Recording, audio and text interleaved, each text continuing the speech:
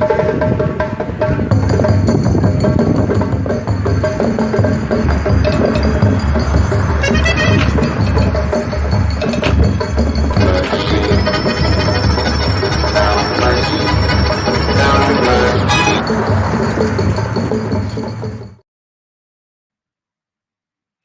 tal? Buenas noches. Estamos en un programa más de Enlace Mexamérica. Este es un espacio de análisis y de información.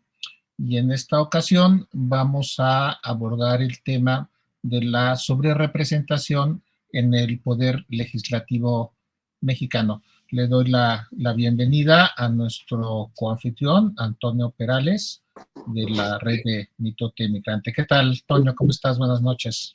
Hola, hola, buenas noches, saluditos a todos. Aquí andamos. El tema de la sobrerepresentación, señores, va a estar muy bueno el día de hoy, porque tanto derecha e izquierda en México en cuestión a la política están emocionados y cada quien tiene su diferente punto de vista. ¿Cómo ves, Alejandro?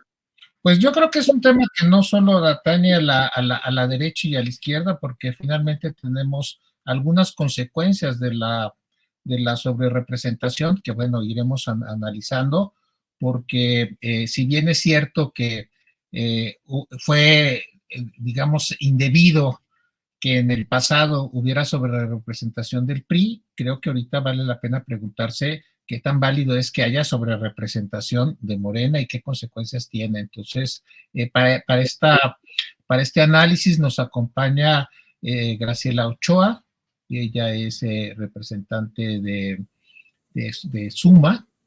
¿Qué tal, Graciela? ¿Cómo estás? Buenas noches. Hola, Antonio, ¿cómo están? Buenas noches. Bien, bien, buenas noches. Y también tenemos de parte de lo que es el movimiento de Morena en Europa, y lo cual nos va a dar mucho mayores puntos de vista mucho más enriquecedores, a Iriana de la Vega.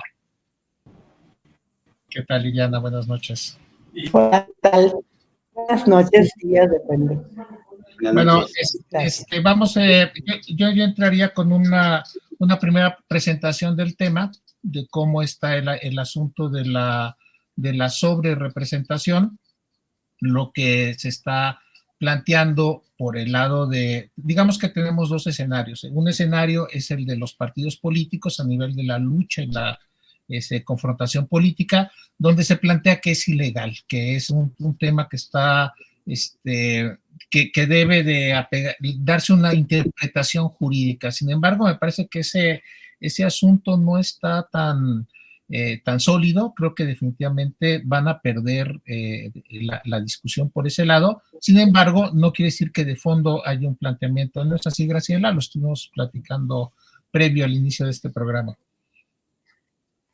Sí, mira, creo que nosotros tenemos que partir bajo de criterios muy claros cuando se habla de este tema, y específicamente desde la perspectiva jurídica, porque tanto izquierda como derecha, en todo caso, llevarán el tema a las instancias que definirán el tema de forma de que se emita una resolución.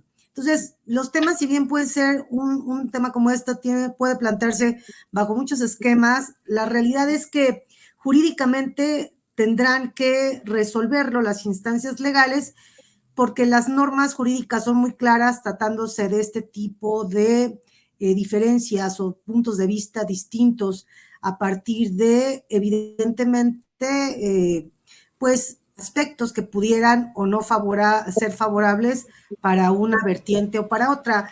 Creo que la única forma de comprender esto será a través de la forma en la que se interpreten jurídicamente las normas que regulan el tema de la representación de los partidos políticos. Quisiera dejar ahí porque quisiera abundar posteriormente, Alejandro, Toño y Iriana. Qué gusto saludarte, Iriana. Bien, miren, quiero presentarle, había un asunto que es este tema de cómo quedó la representación, o cómo ha sido. Esta fue una diapositiva que se presentó en Palacio Nacional, y aquí lo que muestra cómo han sido las coaliciones a lo largo de 5 ciclos. O sea que tenemos este asunto de la representación de tiempo atrás, ¿no? En 2009 lo que podemos ver es que había 2 coaliciones entre el PRI y el Partido Verde, y por otro lado estaba el PT y Movimiento Ciudadano. Entonces, en ese momento, estaban, claro, los demás partidos, pero estaban esas 2 coaliciones y se definió la estructura de la Cámara de Diputados teniendo 2 coaliciones. Digamos que esto lo que nos lleva es a que finalmente, a ver, lo regresamos, déjame bajar ahí, Diana. Ok, ya está. Vamos, aquí lo que me llama la atención es el hecho de que el Partido Verde ha estado en la mayoría de las coaliciones. Estuvo en el 2009. Ay, permíteme, es que lo que quiero hacer es quitarnos. ¿Cómo? Oh. Eso es, así estamos bien. Bueno, entonces podemos ver que el Partido Verde ha estado en todas las coaliciones desde el 2009 hasta el 2021 y está ahorita en la del 2024. Eso nos lleva a un cuestionamiento de que si estamos hablando de derechas, izquierdas, y asumimos que, o de oposición, izquierdas, o vamos, hablando de dos bandos que ideológicamente no son iguales, llama mucho la atención la posición del Partido Verde, porque en 2009, 2012, 2015 y 2018 estaba junto con el PRI. En 2021 se pasa a Morena, y en 2024 sigue con Morena. Entonces, el punto es hasta dónde el Partido Verde es un partido estructural e ideológicamente sólido. Entonces, eso creo que sería un buen elemento para ir analizando, ¿no? Sí, lo que yo les quiero decir es que hay 2 puntos de vista. Unos dirán que es de día, otros dirán no es de noche, o un vaso medio vacío, un vaso medio lleno en la cuestión de cómo cada quien quiere interpretar las palabras. El hecho es que sí había regulaciones anteriormente que consideraban una coalición como sobrerepresentación, pero qué bueno que tocas el tema del Verde y el PRI, porque el Verde y el PRI votaron para quitar esta regulación y dejarlo solo como partido político, no como coalición de partidos. Entonces, y por eso Morena, PT y el Verde creen y confían, ¿verdad?, que no están en sobrerepresentación, que no están violando la ley debido a un cambio que el Verde y el PRI hicieron anteriormente, ¿no? Entonces, no hay dichosa sobrerepresentación de acuerdo a esos cambios. Ahora sí, como diciendo, Morena, PT y Verde saltaron a la cancha jugando con las reglas que fueron hechas anteriormente, ¿no? Entonces, claro que ahora a los otros ya no les gusta la idea y quieren que las cosas vuelvan a ser como antes, pero para eso no es nomás, ok, vamos a cambiarlas, se necesita hacer un cambio, ¿no? En las leyes, en las reglas que se tengan que hacer, y yo creo que ahí Graciela nos puede explicar un poquito en cuestión qué se necesita para cambiarlo, no nomás es decir, es que ya no nos gusta porque no nos conviene, ¿no? A ver, espérame, déjame adelantarme un poco. Aparte de esa pregunta, yo le agregaría a Graciela, ¿qué nos dice tanto el PRD como el Partido Verde, que en un momento están en el lado izquierdo de esta gráfica y en otro momento están en el lado derecho? ¿Que realmente eso puede hablar de una coherencia de partidos, o los partidos son como se les pega la gana ser en el momento en que quieren ser, están de un lado y del otro? ¿Qué nos dices de estas 2 preguntas, Graciela? Bueno, primero yo diría que las circunstancias políticas en los partidos también y en la sociedad cambian. En algunas ocasiones, especialmente los partidos que son partidos que sus características tienen la posibilidad de que los estatutos les permitan o les den la posibilidad de que sean pragmáticos, pueden buscar alianzas o coaliciones con los partidos con los que funcionalmente les representan mayor posibilidades de crecer. Se trata de partidos políticos pequeños que generalmente lo que buscan es subsistir políticamente y generar condiciones idóneas para mantenerse en la vigencia política. Yo creo que ese es el caso específicamente del Partido Verde. Por eso vemos que constantemente en algunos momentos lo vemos aliado con el partido que tiene posibilidades de ganar y posteriormente con otro, porque sus finalidades son la finalidad de subsistencia política, con independencia del partido político con el que vayan coaligados o vayan, en su caso, en una alianza en cada proceso electoral.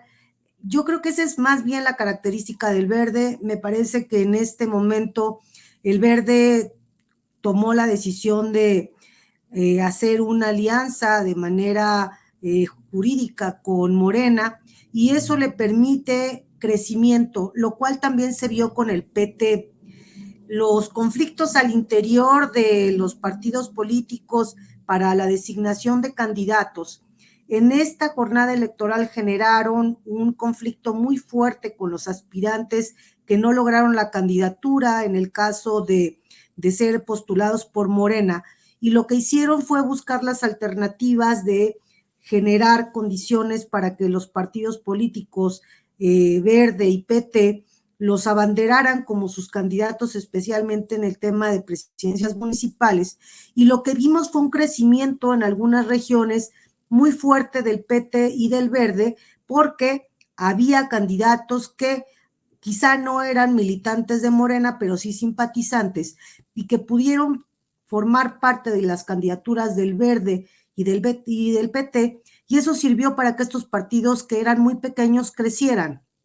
Fue el caso de Hidalgo, en el que se ve un crecimiento importante en algunos municipios del PT y del Verde, por ejemplo, donde no iban en una coalición en todas las candidaturas, pero yo creo que más bien se debe a un tema de momento político. Yo no hablaría más bien de un tema de revisar si en sus proyectos políticos pudieran o no generar condiciones idóneas para ir al lado de un partido fuerte o de otro. Más bien lo que buscan es un tema de fortalecimiento al interior de sus partidos, y además también de generar condiciones idóneas para ir fortaleciendo también a sus candidatos al interior de sus postulaciones. Muchas gracias. Sí me gustaría preguntarle a Iriana cómo lo ve este tema, ella, tomando en cuenta que Morena es un partido que a partir del 2018 empieza a participa con coalición junto con el Partido Encuentro Social y con el PT, y participa en el 2021 cuando gana Morena con el PT y ahora con el Partido Verde. Y pues desde luego, pues Iriana tiene todo, algo que nos puede platicar de cómo vio esta parte de la distribución de candidaturas en el 2024. ¿Nos puedes, cómo está el panorama desde tu punto de vista, Iriana? Muchas gracias, claro que sí, pues bueno, obviamente un saludo al auditorio, a quienes nos están mirando. Es muy interesante saber la circunstancia del partido Morena, que al inicio la invitación del presidente Andrés Manuel siempre fue de sumar, de no hacer más que sumar a todas las bases de prácticamente todos los partidos. ¿Qué ocurrió con esto? Que efectivamente vinieron y llegaron al partido recién fundado en el 14-15 muchas otras, si no ideologías, gente con aspiraciones, gente con trayectoria política de años. ¿Qué fue lo que ocurrió? Que empezaron a llevarse a cabo negociaciones entre, si no cúpulas partidistas, sí hubo una gran intervención de grandes liderazgos de otros partidos que trataron de hacernos un poquito sentir que solos no íbamos a poder ganar, que si no sumábamos coaliciones, que si no sumábamos grupos grandes de gente de otras fracciones políticas, no íbamos a lograr llegar y consolidar la cuarta transformación. Entonces, el sumar bases de otros partidos fue en su momento una estrategia muy interesante. Y para no extenderme, considero que hoy día hay mucha gente que incluso en lugares castigó al partido, incluso en el 21, porque se sumaron de más. Fue muy pragmática las alianzas, fue muy, digamos que llegaron a arrasar, que nos pasaron la planadora fracciones políticas que no habían fundado a Morena con nosotros, y de pronto nos encontramos con que justo distritos fundamentales importantísimos en el país se perdieron porque hubo una manera muy particular de negociar con las cúpulas, entre políticos, en sus desayunos, sus comidas y sus cenas, estos lugares prioritarios para nosotros. Pero bueno, consideramos, para ir cerrando, que las alianzas son muy buenas, pero la militancia debe de seguir defendiendo los lugares y que se abra el partido, pero que sí hemos exigido que los nuevos se formen y no perdamos por justo ser demasiado pragmáticos. Eso fue lo que pasó en el 21, sobre todo. Hoy en el 24 digamos que volvimos a ganar, ahí están las pruebas, pero no podemos seguir permitiendo que haya tantos partidos que no coinciden quizá siempre con nuestro pensamiento, pero que vienen a buscar cargos, ¿no? Eso fue lo que pasó. Y hubo castigo de militantes de Morena. Bueno, pues me gustaría mucho que escuchar la opinión de Antonio Perales para ir cerrando este tema de cómo son los partidos, sobre todo en un escenario donde estamos hablando de una transformación de la vida política. Lo que estamos viendo en esta primera parte es que se trata de partidos y que los partidos flotan, van de un lado hacia el otro, están buscando posiciones. Graciela habló de la sobrevivencia política de las organizaciones, pero bueno, a ver qué nos puede plantear Toño desde el punto de vista de los mexicanos que están en Estados Unidos y que tienen una visión de la política con mucha ilusión de que realmente haya un cambio. Bueno, ya vengo. ¿Qué les puedo decir? Miren, hemos mirado que las organizaciones son parte de una constelación, ¿no? De gente que se necesitan para hacer grandes cambios. La revolución de las conciencias en México se debió que mucha gente entendió ese mensaje, ¿no? En cuestión a la sobrerepresentación, le puedo decir, la gente, el pueblo puede apoyar a sus dirigentes en sí queremos que se hagan los cambios o no queremos que se hagan los cambios con este tema de la sobrerepresentación, que va a ser algo que va a resonar por tiempo, ¿verdad? Porque los que hipócritamente modificaron las reglas del juego para que ¿cómo dice? Los curules ocupados por ellos y sus aliados no fuese interpretado como sobrerepresentación, son ahora que en aquel entonces callaron como momias, ahora están gritando como pregoneros e inclusive diciendo que esto atenta contra la democracia. Yo creo que México no había vivido una hora de oro, una época de oro políticamente hablando, que aunque no estés de acuerdo y se te escucha, que aunque no estés de acuerdo, se te permite hablar y aunque seas tú el que tenga la razón y no te crean, es lo hermoso de esta democracia. Yo digo que la derecha en su desesperado intento de sobrevivir están dando patadas de ahogado y utilizando el tema de la Constitución o de las leyes, de las reglas, de que la democracia en México está en peligro, cuando en realidad la democracia nunca había tenido su mejor momento, porque puedes estar en contra de lo que es correcto y se te permite hablar sin temor de que haya represalias en contra de las personas. Entonces, y la posibilidad de modificar la Carta Magna para algunos en estos momentos es un golpe a la democracia, pero lo que ellos no se fijan es que cuántas veces en el pasado fue modificada la Constitución y nadie dijo nada. Entonces, al contrario, era un ejercicio democrático. El tema de la sobrerepresentación no va a terminar hoy, va a seguir y de los dos lados, y vamos a tener mucha tela de dónde cortar a favor o en contra del tema, pero lo que sí podemos decir, bienvenido la época de oro de la democracia en México, porque podemos ahora sí todos dialogar en que si es correcto o no, y como este tema. Bueno, pues es que precisamente estás abriendo la línea de análisis, porque finalmente lo que podemos concluir en una primera parte es que el asunto de la sobrerepresentación finalmente es incorrecto, porque estamos hablando de que tienes una representación a partir de un resultado electoral, y que esa representación, lo ideal es que corresponda a tu participación dentro de la Cámara, no que tengas una representación de más. Ahora, que si se hizo en el pasado con los partidos que estuvieron en las coaliciones que vimos hace un momento, yo creo que a final de cuentas no es políticamente correcto, y que si ahora se vuelve a hacer, bueno, no es tampoco ninguna justificación que porque ellos lo hicieron, entonces también se vale que Morena lo haga. Yo esta sería la segunda pregunta con la cual abriría la discusión con nuestras compañeras. Bueno. Sí, ¿quién quiere tomar la palabra? ¿Se vale? Sí, claro, adelante.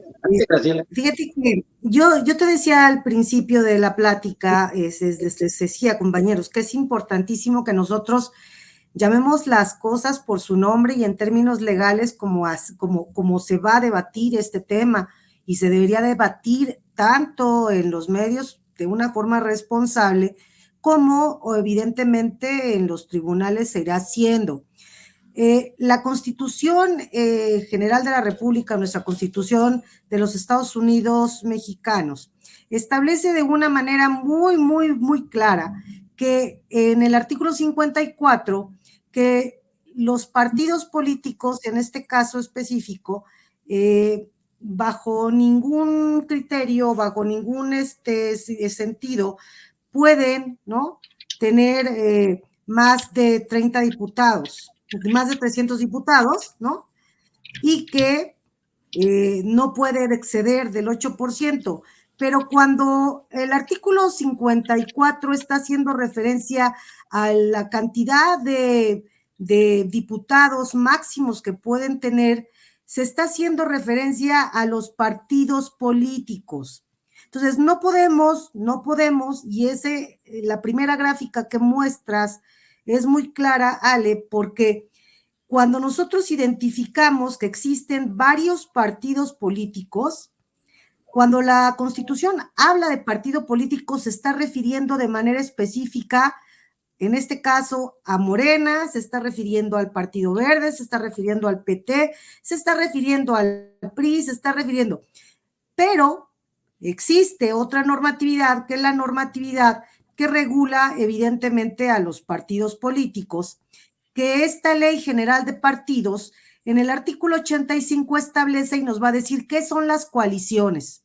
Entonces, las coaliciones van a ser una asociación mediante cual los partidos políticos postulan a varios candidatos o a un mismo candidato a un cargo de elección popular. Pero si nosotros analizamos el artículo 87 de esa misma norma jurídica, encontraremos que en el numeral 11 hace referencia a que concluida la etapa de resultado y declaración de validez de las elecciones, terminarán automáticamente las coaliciones por las que se hayan postulado los candidatos. ¿Esto qué quiere decir? Lo que quiere decir es que los partidos políticos son una organización, una persona moral permanente, pero las coaliciones no. Para que pudiera ser permanente se necesitaría una fusión de partidos políticos, que no existe en este momento. Por tanto, el artículo 54, que regula la representación máxima, hace referencia a los partidos políticos, pero de ninguna manera se puede considerar que los partidos que los candidatos del Verde o los diputados del Verde o los diputados del PT forman parte de Morena, forman parte de sus partidos políticos, y sus partidos políticos tienen derecho a tener la cantidad de diputados que por ellos hayan votado. Entonces, desde esa perspectiva jurídica no existe sobre representación, mientras que Morena no rebase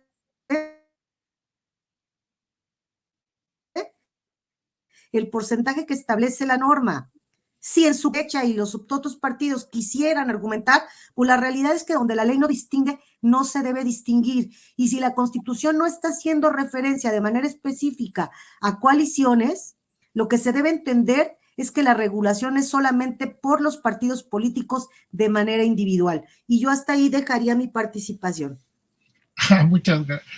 Muchas gracias, Graciela. Pero mira, lo que podemos ver es que el cuadro que estamos ahorita viendo está diciendo cómo quedó la elección. Es decir, Morena de los 300 distritos ganó en 161. Es decir, con todo y que hubo un planteamiento de plan C y de poder seguir la discusión y todo, Morena en los momentos en que puso candidatos, los candidatos de Morena ganaron en 161 distritos. Entiendo que cuando hablamos del PT como solo, es decir, cuando se formaron las coaliciones, y eso a veces no quedó muy claro, se decía, en este distrito va una coalición de 3 partidos, pero el que encabezaba la coalición podía ser de Morena, podía ser del PT o podía ser del Verde. Entonces, es por eso que así quedó esta distribución. Con todo y eso, lo que nosotros vemos es que en el cuadro de la derecha, lo que nosotros vemos es 2 líneas punteadas. La primera es la mayoría absoluta, es decir, de 250 más 1 diputados, y en la otra línea punteada es lo que es la mayoría calificada. Es decir, que sí, realmente la coalición Morena-PT Verde como coalición, pues superó ampliamente la mayoría calificada. Además, estamos hablando solo de diputados de mayoría.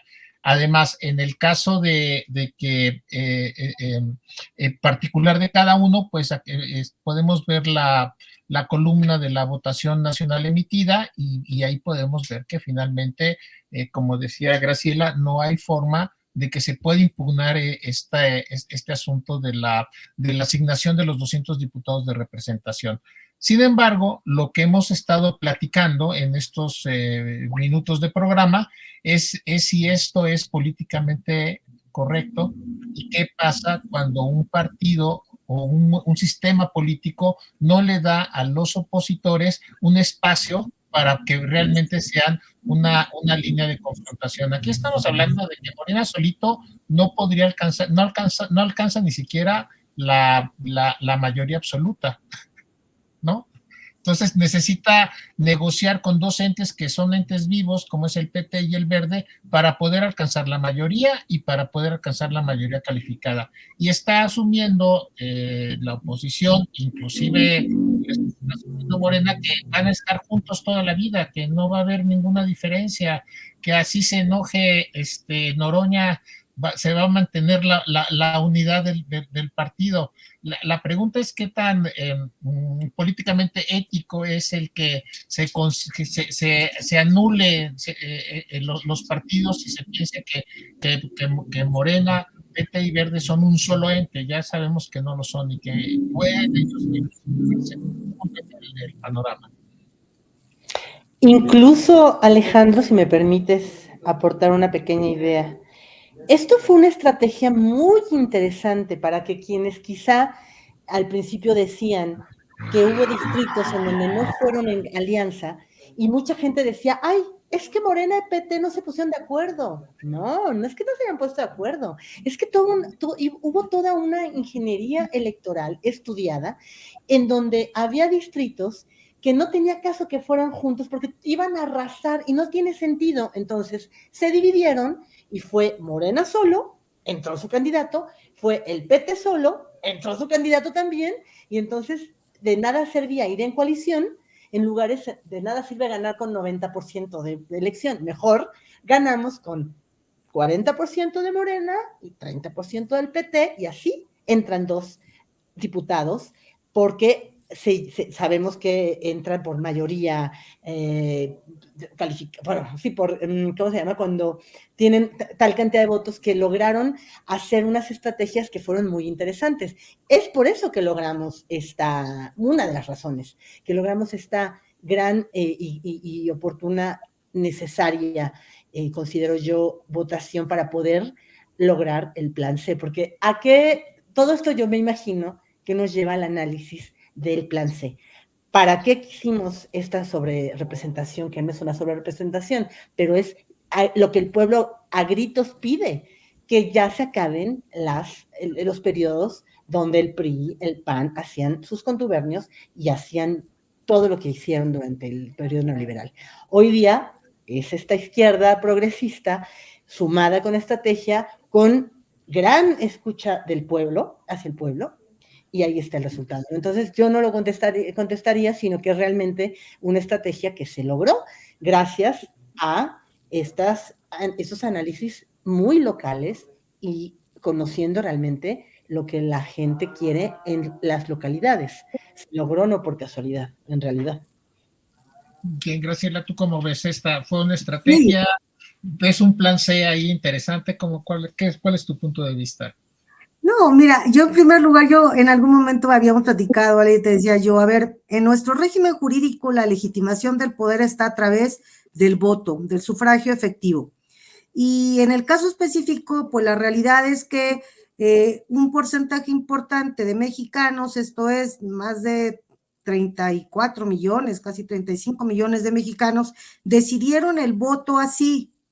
Entonces, la realidad es que es un tema de legitimación del poder y cuando el voto popular está demandando esto, bajo ningún esquema se puede generar circunstancias contrarias al derecho de quienes emitieron sus votos, porque a los partidos políticos pues, no les conviene, ¿no? O sea, este es un tema en el que se manifiesta los votos que efectivamente se dirigieron a los determinados partidos políticos y esa es la decisión que hubo detrás de las urnas. Me parece que eso sería, por primer tema, el tema de la legitimación de la cantidad de representantes en la Cámara de Diputados y en la Cámara de Senadores que van a tener los partidos políticos que estamos viendo en la gráfica. Y el segundo tema que yo también te diría, pues sí, efectivamente, los partidos son fuerzas políticas vivas, como bien dice Ileana. Ahorita pueden ser aliados, pero eso no garantiza que todas y cada una de las reformas que se intenten hacer, tanto en la Carta Magna como en las leyes secundarias, sea para los partidos políticos bajo un mismo vertiente. Inclusive, seguramente muchos de ellos estarán presentando algunas modificaciones a las iniciativas que se presenten, pero la realidad es que efectivamente lo que vemos después de la elección, pues es esta representación, que es una representación que está convalidada con el voto popular. Pero además de eso, pues evidentemente ya en la práctica parlamentaria están definiendo cuáles son, en su caso, las modificaciones o los planteamientos en los que cada uno de ellos vaya haciendo a las iniciativas que se presenten, cada uno de los partidos políticos y efectivamente, ¿no?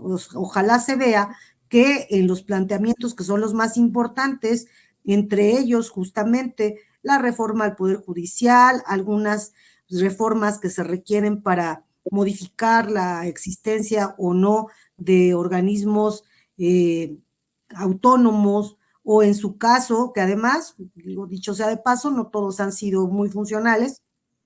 La realidad que eso es un tema que al interior de los partidos políticos no se genera de una manera tan fácil. Generalmente los forcejeos son muchos al interior de las cámaras para aprobar este tipo de reformas, ¿no? Especialmente las constitucionales.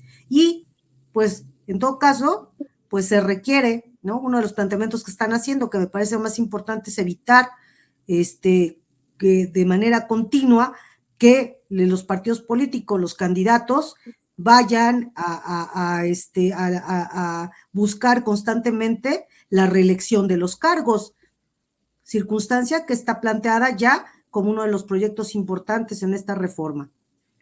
Bueno, ya para ir cerrando el programa, yo me quedaría con quisiera abrir el punto de si Morena, que es el partido mayoritario, que es el que lleva la directriz política, va a tener la responsabilidad para autocontenerse, porque finalmente tiene muchísimo poder, tiene la capacidad de poder reformar la Constitución, y bueno, en este primer periodo ya el presidente desde el 5 de febrero presentó una serie de iniciativas y bueno, habrá que ver cómo se comportan los legisladores, qué tanto escuchan al opositor, que finalmente es un adversario que yo no considero que deba de ser eliminado, porque si algo vimos en las legislaturas pasadas es que la oposición fue creciendo hasta el grado de llegar a ser gobernanza. Entonces, en este momento creo que debe de haber una responsabilidad para no aniquilar a las oposiciones, pero entiendo perfectamente que la narrativa presidencial, a ver si quizás cambie un poco, había sido de que pues ellos son conservadores y no son enemigos que hay que eliminar, pero entre menos, mejor. Entonces, ahorita es una situación muy, muy especial, ¿no? Yo no sé, si va a haber responsabilidad. Esa es la pregunta que dejo. Toño, ¿cómo ves ese asunto? Mira, eso es un tema muy crítico. Siempre se ha dicho que el poder y el dinero emborrachan a la gente. Mucho poder, mucho dinero muchas veces le da a la gente soberbia y deja de escuchar. Yo espero que los dirigentes de Morena, del PT y del Verde, no se les suba la cabeza y dejen de escuchar al pueblo, que fue uno de los más sabios guías de López Obrador. Cuando él andaba hablando de los pueblos, empezó a escuchar las necesidades de la gente, que prácticamente a gritos gritaba: ayúdame, mírame, míranos hacia abajo, y López Obrador les cumplió. Entonces, se vio que la militancia y los simpatizantes de la coalición son muy sabios, y cuando un dirigente o militante en Morena hace algo que no le gusta, alzan la voz, lo critican, no estuvieron de acuerdo con acciones, vamos a decirlo, de una integración de Sergio Mayer, no estuvieron de acuerdo con declaraciones que hizo el Fisgón, diciendo que son personas, digamos, Mario Delgado, Claudia Sheinbaum y el Fisgón, personas respetadas por algunos dentro de la militancia, pero también muy, vamos a decir, juzgados, ¿no? Con otra parte, tanto de la militancia como de los simpatizantes. Entonces, grandes imperios han caído por su soberbia, y el PRI, el PAN, el PRD cometieron ese error, que no escucharon nunca al pueblo, y por eso su decadencia, que van a punto a desaparecer, ¿no? Entonces, ahorita es en el juego del ajedrez que se está jugando políticamente en México, toda esa base de estrategias. Y sí, hay coalición, ahorita sabemos que la coalición no va a sobrevivir por mucho tiempo, o al llegar a desaparecer el PAN, el PRI y el PRD, y prácticamente el PAN y MC queden desvanecidos, o reducidos a casi nada, pudiese darse una ruptura en un futuro. Pero yo creo que si tenemos 2, 3, 4 partidos a favor de los más necesitados, a final de cuentas el ganador es el pueblo mexicano, ¿no? Entonces, porque se estarían debatiendo en conquistar, ahora sí, como diciendo, el verdadero dueño de la democracia, que es el pueblo con su voto, ¿no? Entonces, para convencerlo ya no es promesas que antes se prometían y no cumplían. Esta coalición del 2018 al presente ha demostrado que han cumplido lo que prometieron. Se esperan otras 100 o más promesas muy buenas, para que esta continuidad siga. Pero si llegase a ver la arrogancia en un futuro, que dejan escuchar al pueblo, miramos que el pueblo le dio la espalda al PRI, miramos que el pueblo le dio la espalda al PAN, miramos que el pueblo le dio la espalda al PRD. Entonces, si Morena, PT y Verde se quieren consolidar y en realidad ser ellos los partidos que están a favor del pueblo, tienen que escuchar siempre al pueblo, aunque el pueblo en veces es muy grosero, el pueblo a veces es muy duro en cuestión a crítica interna, pero es porque le importa el movimiento y le importa a México. Creo que se quiere ir Graciela, entonces yo apago mi micrófono para que Graciela y nos diga algo. Gusto compartir contigo, amiga.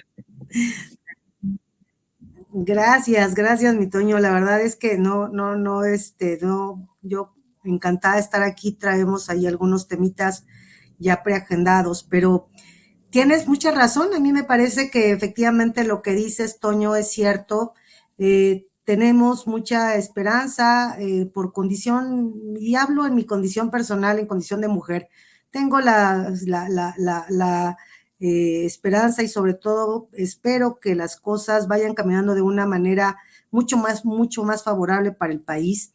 Pienso que el ejercicio del poder público de mano de una mujer fuerte, inteligente, preparada, culta, con expertise en el trabajo político y con expertise en el tema de la administración pública, van a dar buenos resultados. Me parece que será una extraordinaria oportunidad para que México genere condiciones idóneas para crecer, fortalecerse, pero además me da mucho gusto saber que ha ido tomando decisiones muy buenas para ir definiendo un extraordinario equipo que acompañará a la presidenta de la República en la Administración Pública Federal a través de su designación, la designación que ha ido haciendo muy atinada de las personas que la acompañarán en el gabinete, y eso seguramente va a ayudar a fortalecer el trabajo al interior de la administración pública, pero también en beneficio del país y de todos los mexicanos aquí en México y en el extranjero. Esperamos que eso traiga muy buenos resultados para nuestros compatriotas que viven en otros países y que han tenido que dejar México por temas de pobreza, inseguridad, pero esperamos que dentro de muy poco tiempo se vean resultados muy favorables.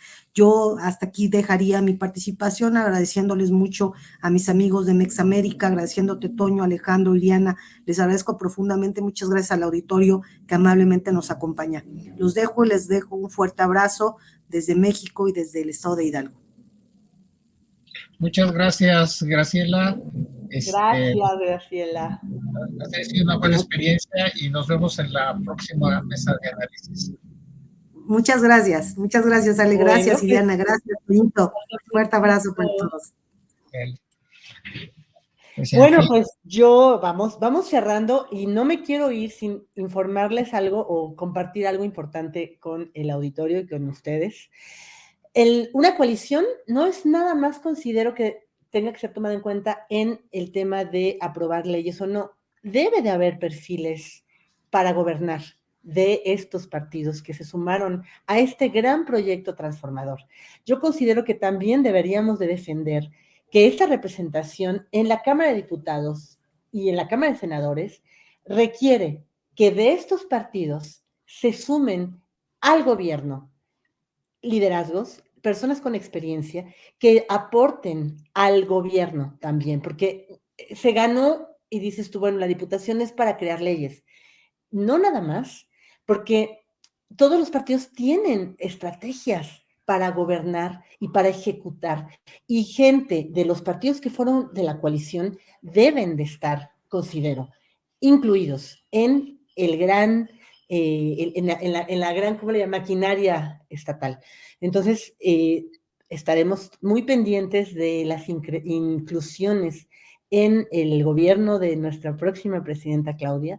La Cámara de Diputados es muy importante, pero la gobernabilidad y la manera de ejecutar también de los compañeros de otros partidos que se sumaron a este gran esfuerzo transformador deberían de estar bienvenidos en este nuevo gobierno. No, y además hay muchas cosas pendientes, sobre todo una mayor representación de los mexicanos en el exterior, y hablemos del tema.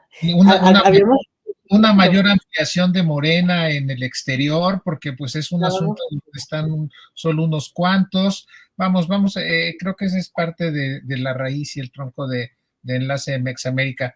Pero antes de que cerremos, Iriana, tienes una muy buena noticia que darnos de qué fue lo que hiciste hoy en Palacio Nacional y qué es lo que vamos a esperar el 19. Seguramente Toño ya está al tanto de ese de ese festejo y también nos tendrá que decir qué es lo que ellos están preparando en Estados Unidos para el día 19 de agosto, ¿verdad? Pachangón, Pachangón. Les quiero rápidamente platicar que tuve el gran honor de estar el día de hoy elaborando, bueno, se elaboró un oficio de petición como cualquier persona, elaboras tu petición, llevamos por parte del grupo colectivo Somos 4T Exterior Europa una petición con los compañeros en donde estamos aquí, yo que fui la representante morena en la casilla especial de París, y nuestra amiga querida Tania, que le mando también un saludo a ella y a todos los mexicanos en Europa, quien fue la representante morena en Madrid. Las dos terminamos muy frustradas porque Morena perdió en mi caso 25% nada más de electores votaron por el proyecto de Claudia y en Madrid 8%. Entonces, hoy quisimos que nos cobijaran un poco y que marcáramos ruta, entonces pedimos que nos invitaran a este homenaje que fue anunciado por el presidente Andrés Manuel el día 19 de este mes y dijo que habría un homenaje en la mañanera. Hicimos nuestra petición, queremos con el corazón por delante que alguien nos invite y queremos estar allí, no vamos a preguntar nada, no queremos hacer la grilla de por qué no nos toman en cuenta, no va a ser para nada la intención de ir a hacer un showcito de foro de quejas y denuncias del abandono en el que estamos, porque estamos en un abandono en Europa, pero estamos trabajando para que la cuarta transformación llegue a cualquier hogar en donde haya un mexicano allá en el viejo continente. Ojalá nos den una buena noticia y si no, de todas formas, vamos a seguir trabajando porque nuestro proyecto es incondicional, Alejandro. Y gracias por acompañarnos. ¿Cómo están en Estados Unidos preparando este festejo del 19? Mira, ya se habla, se toca con emoción, se toca igual que va a haber una fiesta en la Plaza Olvera, no se diga Nueva York, Chicago, todos van a pegar como diciendo, celebrarlo a lo grande. Pero yo creo que como el ACEMEX América, que la mayoría de los que integran el ACEMEX América es un gran número de migrantes, pues ahora sí como dijo Irania, ¿no? Pues también queremos que nos incluyan en el festejo. Si podemos viajar y estar en la mañanera el 19 de agosto, o digamos, pues ahora sí dependo aquí de mi gran amigo Alejandro Alemán y Alicia Martínez, los directores, ¿verdad? De que hagan el oficio, ¿verdad? Para que pues también los de la CEMEX América seamos invitados, ¿no? Porque pues a mí no me tocó estar en los consulados como las compañeras o como los compañeros que estuvimos acá en Estados Unidos, que estuvieron en los consulados, unos prestando su labor democrática, estando en las casillas y otros afuera dirigiendo a la gente, organizando. Igual, ¿verdad? Nosotros sentimos que los migrantes no iban a ser tratados con ese trato que todos pudieran votar, era imposible. Yo creo que el INE le faltó planeación, le faltó cómo les vamos a poner un límite de 1,500 boletas a una ciudad que tiene 4 millones de migrantes, ¿no? Entonces, como el condado de Los Ángeles, entonces, o el estado de California, ¿no? Entonces, no planearon. Pero a final de cuentas yo creo que me tocó estar en las primeras filas en el INE, gracias a Alejandro que nos ayudó a estar ahí. Le preguntamos a los del INE qué falló. O sea, fuimos prácticamente a decirle al INE, la regaste, no planeaste bien. Hay mucha gente inteligente que ojalá aprovechen los errores de hoy para mejorar mañana, ¿no? Y así la persona que ahora que se está impulsando el voto electrónico a futuro en todos lados, la persona que esté en la sierra pueda votar desde la comunidad de la placita y mientras disfruta el sol o el atardecer comiendo nieve, o como el migrante que se encuentra en Bélgica o el migrante que se encuentra en París, Madrid, en Los Ángeles, Chicago, en cualquier parte que se encuentren, porque yo creo que los mexicanos estamos regados ya por todo el mundo. En Sudamérica no se diga, no se toca mucho el tema, pero hay mexicanos en Sudamérica.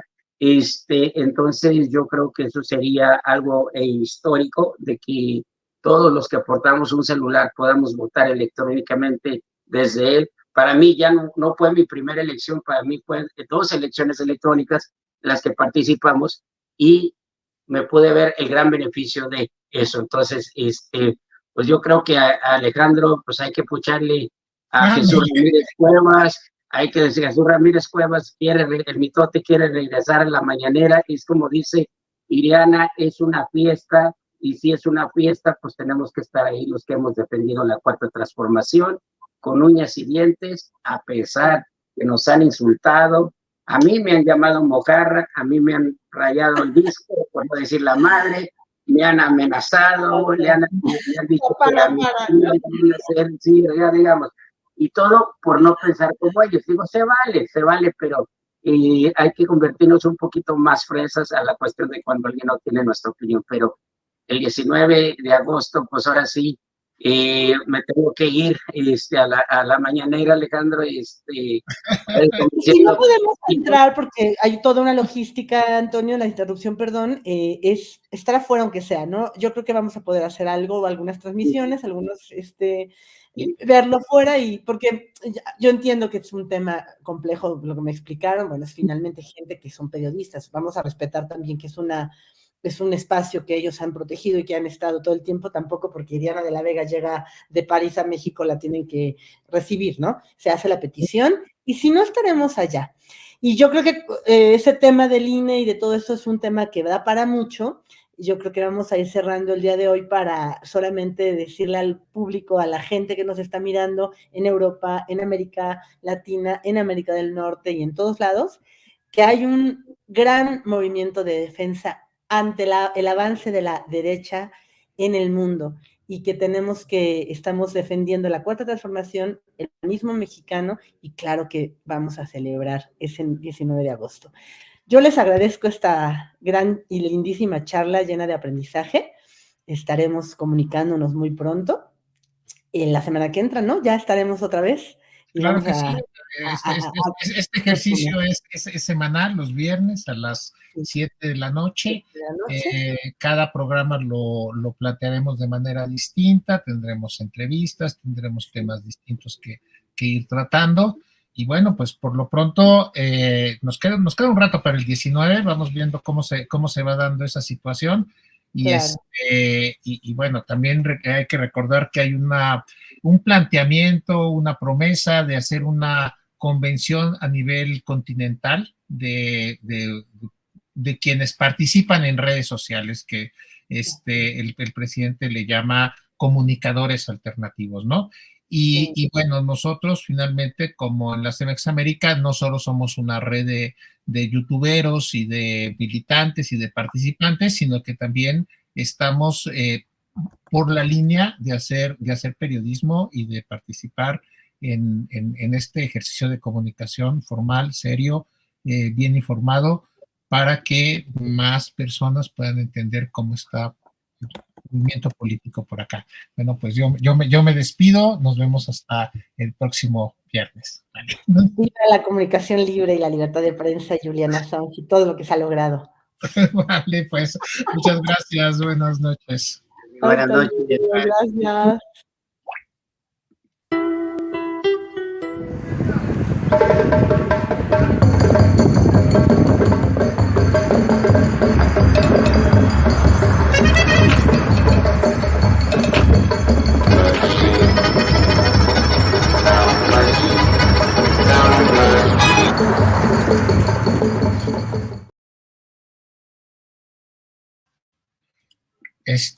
¿Ya cerraste la grabación, Iriana? ¿Quieres que la cierre o no? Sí, please.